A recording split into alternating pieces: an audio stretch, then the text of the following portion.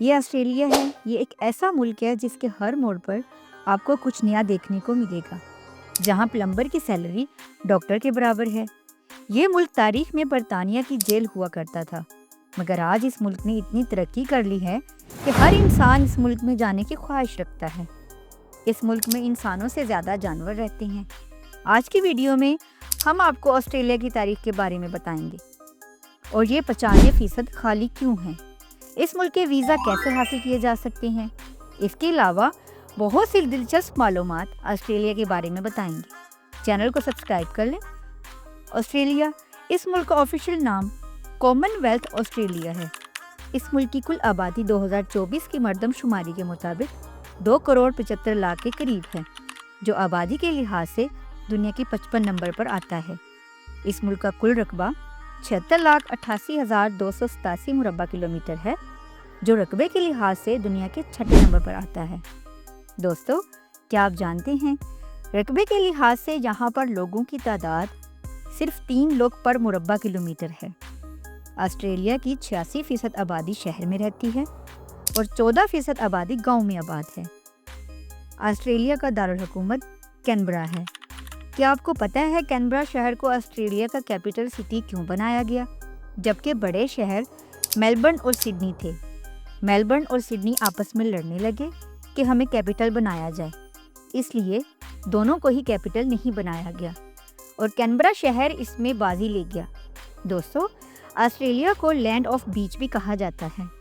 ایسا اس لیے کہا جاتا ہے کہ آپ اگر ایک دن میں ایک بیچ گھومیں گے تو آپ کو تمام بیچ گھومنے میں تقریباً 27 سال لگ جائیں گے۔ جی ہاں، آپ اسی سے اندازہ لگا سکتے ہیں کہ اس ملک میں کتنے بیچز ہیں۔ یہاں کے بیچز دنیا کے سب سے خوبصورت بیچز ہیں۔ دوستو، اس ملک میں 200 قسم کی زبانیں بولی جاتی ہیں۔ اس کی وجہ یہ ہے کہ 30% لوگ دوسرے ملکوں سے آ کر آباد ہوئے ہیں۔ میلبرن سٹی میں 60% لوگ یونان سے آ کر آباد ہوئے ہیں۔ دوستو، اتنا ترقی یافتہ ملک ہونے کے باوجود آپ یہ بات سن کر حیران ہوں گے، اس ملک کا لٹریسی ریٹ صرف 44% ہے، جو کہ دوسرے ملکوں کی نسبت بہت کم ہے۔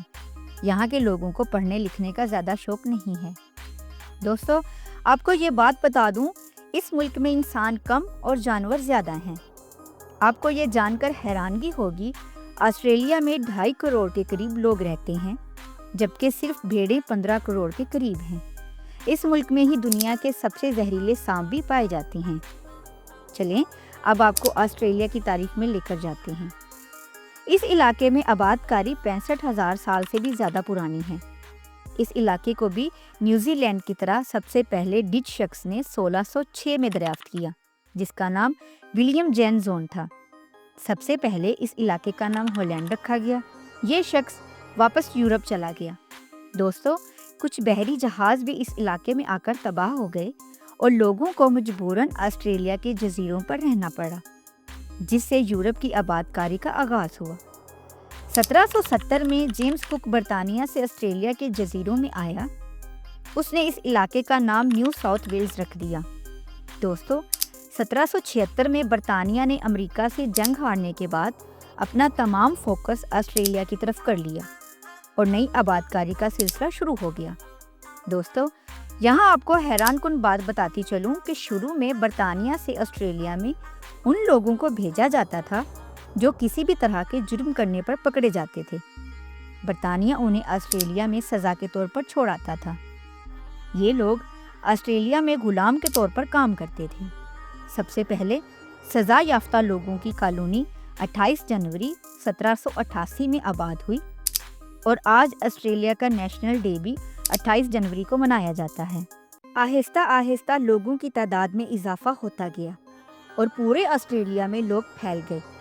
یہ لوگ اپنے ساتھ بیماریاں بھی لائے، جس سے نیٹو لوگ ملک سے کم ہوتے گئے اور آج نیٹو کی تعداد بہت کم رہ گئی ہے۔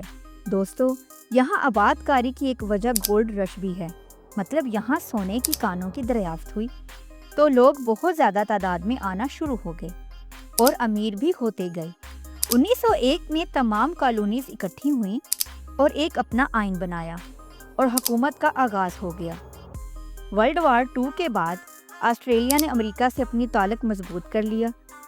آسٹریلیا نے جس کے بعد امریکہ کے ساتھ مل کر بہت سی جنگوں میں بھی حصہ لیا اور آج یہ ایک مضبوط ترین ملک بن چکا ہے۔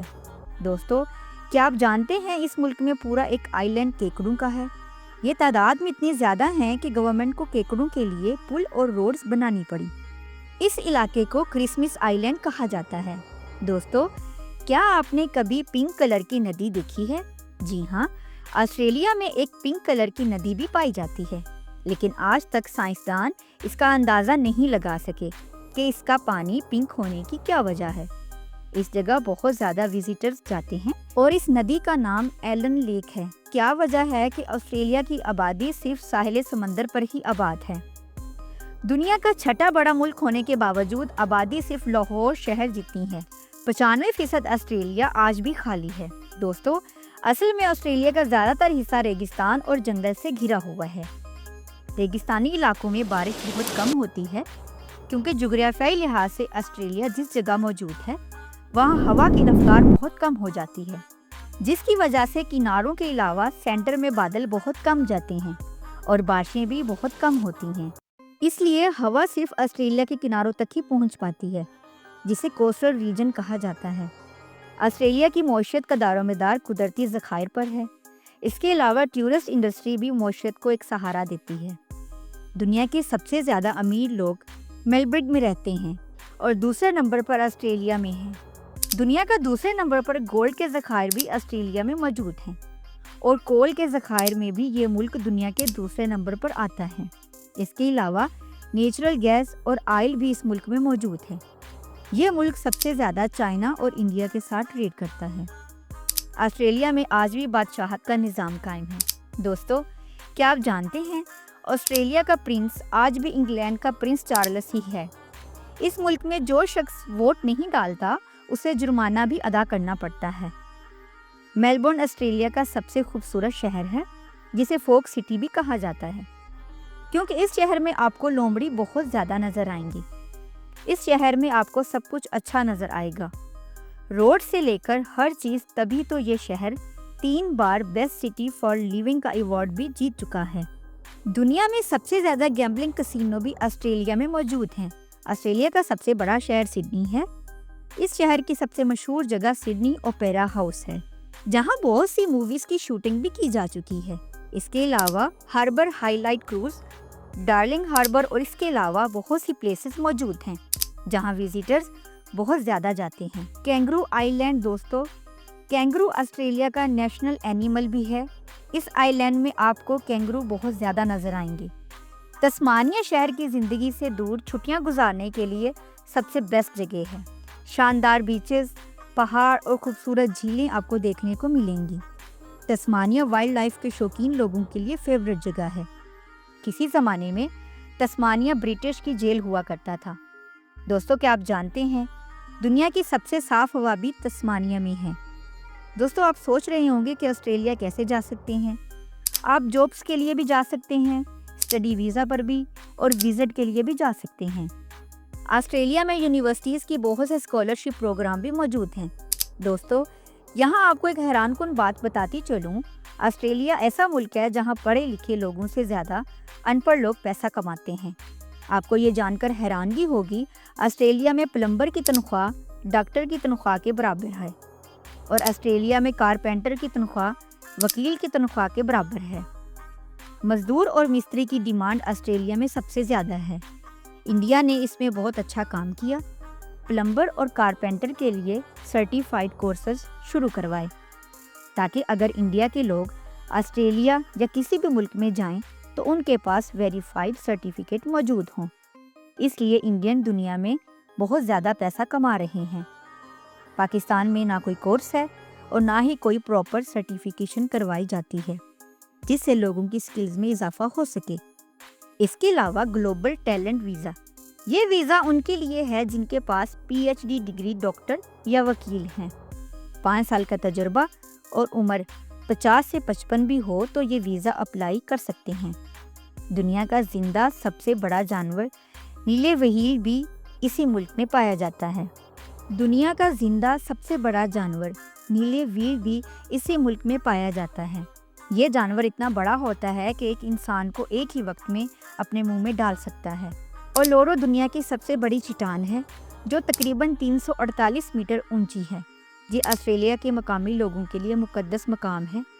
یہ تھی ہماری ایک چھوٹی سی آسٹریلیا پر ڈاکومنٹری ویڈیو۔ کیسی لگی آپ دوستوں کو کامنٹ باکس میں ضرور بتائیے گا۔